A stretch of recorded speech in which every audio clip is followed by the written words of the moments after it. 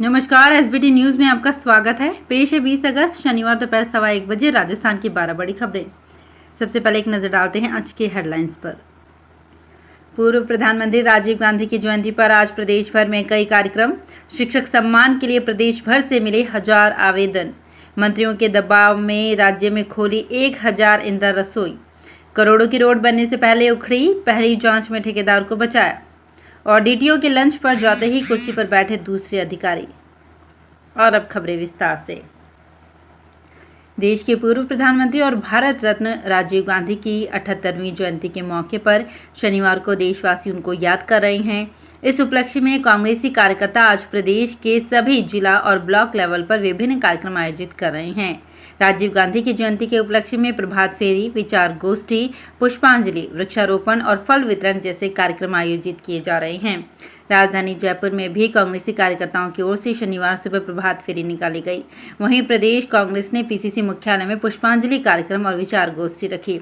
इसमें मुख्यमंत्री अशोक गहलोत, प्रदेश कांग्रेस के अध्यक्ष गोविंद सिंह डोटासरा सहित कई नेता भाग ले रहे हैं।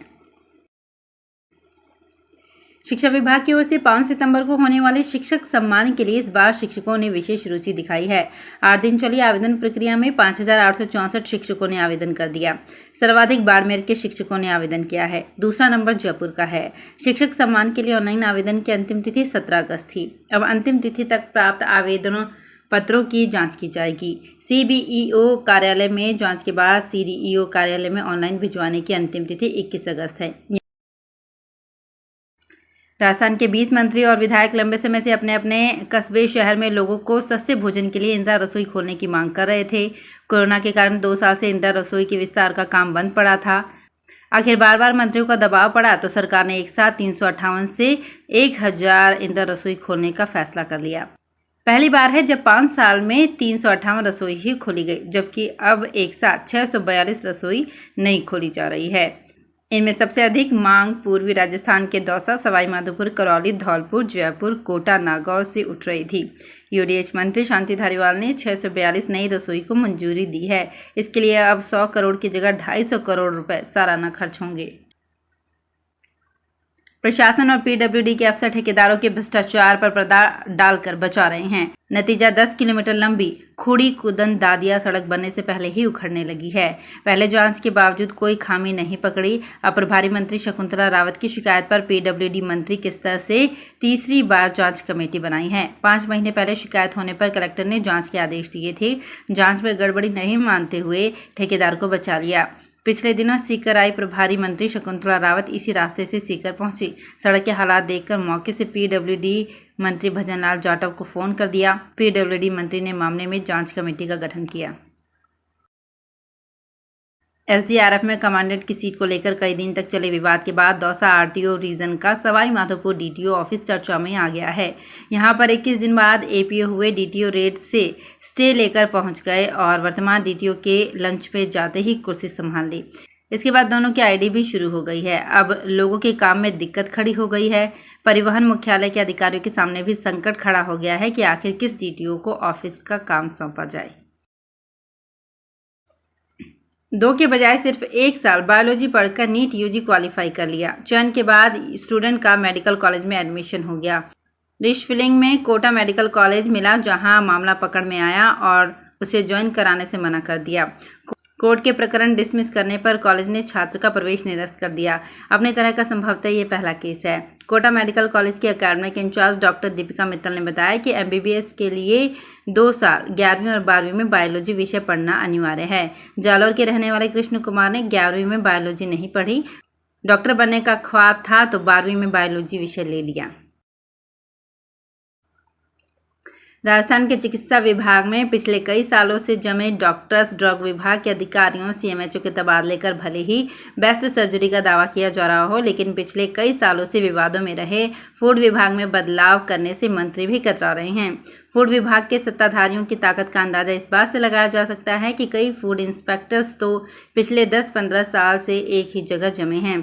फूड विभाग के इन इंस्पेक्टर्स की पहुंच का अंदाजा इस बात से लगाया जा सकता है कि वर्ष 2018-19 में जिनके ट्रांसफर हुए वे उन्हें तुरंत ही कैंसिल करा लाएं। चिकित्सा मंत्री प्रसादी लाल मीणा ने इस मामले में अनभिज्ञता जताई। रिटायरमेंट पार्टी में अश्लील डांस कराने का विवाद अभी थमा नहीं है कि अजमेर डिस्कॉम में अब एक और बड़ा गंभीर मामला सामने आया है। अजमेर डिस्कॉम के हाथीभाटा पावर हाउस की महिला कार्मिकों ने ऊर्जा मंत्री भंवर सिंह भाटी के नाम एक शिकायती पत्र भेजकर उनसे कथित अश्लील हरकतें और छेड़छाड़ की शिकायत की है। महिला कार्मिकों ने पत्र लिखा है कि यहाँ जो वातावरण है उससे हमें रोजाना शर्मिंदगी होती है। इस पत्र की प्रति चीफ इंजीनियर अजमेर संभाग ML मीणा को भी दी गई है। मीणा ने डिस्कॉम की महिला यौन उत्पीड़न समिति को जांच के आदेश दिए हैं। समिति ने सभी 90 महिला कार्मिकों को 22 अगस्त को तलब किया है। सीकर के दांता रामगढ़ इलाके में लुटेरी दुल्हन का मामला सामने आया है। यहां एक दलाल के जरिए 1.5 लाख रुपए में शादी करवाई गई। शादी के अगले दिन ही बाजार जाने की बात कहकर दुल्हन 2.5 लाख के गहने और जेवरात लेकर चली गई, जो अब तक वापस नहीं लौटी है। फिलहाल पुलिस ने मामला दर्ज कर जांच शुरू कर दी है। दांता के रहने वाले रामगोपाल ने रिपोर्ट देकर बताया कि उसके गाँव के रहने वाले ओम प्रकाश ने उसे बताया कि भोपाल की संतोष नाम का एक युवक उसकी जान पहचान वाला है, जो महाराष्ट्र से लड़कियां लाकर शादी करवाता है। रामगोपाल भी शादी करने के लिए तैयार हो गया। इसके बाद ओम प्रकाश ने संतोष से फ़ोन पर बात की तो संतोष ने कहा कि शादी के लिए 1.5 लाख रुपए लगेंगे। रुपए लेकर उसे शादी तो करवा दी, परंतु दुल्हन शादी के अगले ही दिन गहने और रुपए लेकर फरार हो गई। कोटा के तलवंडी में स्थित राधा कृष्ण मंदिर से कोचिंग स्टूडेंट्स की आस्था जुड़ी हुई है। इस मंदिर में दर्शन करने से स्टूडेंट्स की मनोकामना पूरी होती है।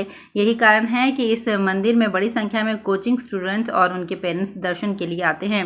कोचिंग स्टूडेंट्स यहां मंदिर की दीवार पर अपनी मनोकामना लिख कर जाते हैं। मनोकामना पूरी होने पर ठाकुर जी को भेंट चढ़ाते हैं। अटूट आस्था के चलते मंदिर की दीवार को मान्यताओं की दीवार भी कहा जाता है। मंदिर प्रवक्ता रवि अग्रवाल ने बताया कि कोटा में देश प्रदेश से लाखों स्टूडेंट पढ़ाई के लिए आते हैं। मंदिर की दीवार स्टूडेंट्स के लिए फलदायक रही है। कई बच्चों को उनकी मनोकामना के रिजल्ट मिले हैं। अनुकूल परिणाम रहने पर सफल स्टूडेंट्स मंदिर में आर्थिक योगदान भी देते हैं। साल में 2 बार इस दीवार की पुताई करवानी पड़ती है। राजस्थान के पाली जिले में शुक्रवार रात एक भीषण सड़क हादसे में 4 लोगों की मौत हो गई और 21 लोग घायल हो गए।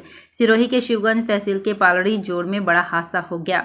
थाना प्रभारी रामेश्वर भाटी ने बताया कि एक ट्रैक्टर ट्रॉली और ट्रेलर की आपस में टक्कर हो गई। सभी श्रद्धालु गुजरात के बनासकांठा जिले के रहने वाले थे, जो अंबाजी से रवाना होकर रामदेवरा की ओर जा रहे थे।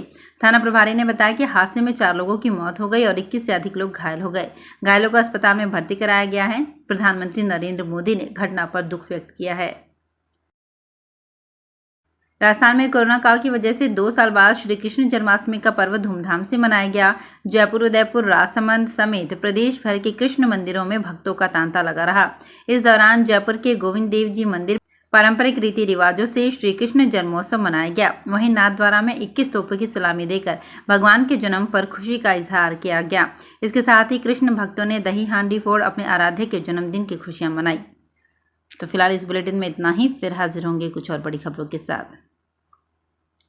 अगर आप भी अपने आसपास की छोटी बड़ी और महत्वपूर्ण खबरों से अपडेट रहना चाहते हैं तो सब्सक्राइब कीजिए हमारे चैनल SPT न्यूज को और प्रेस कीजिए बेल आइकन पर।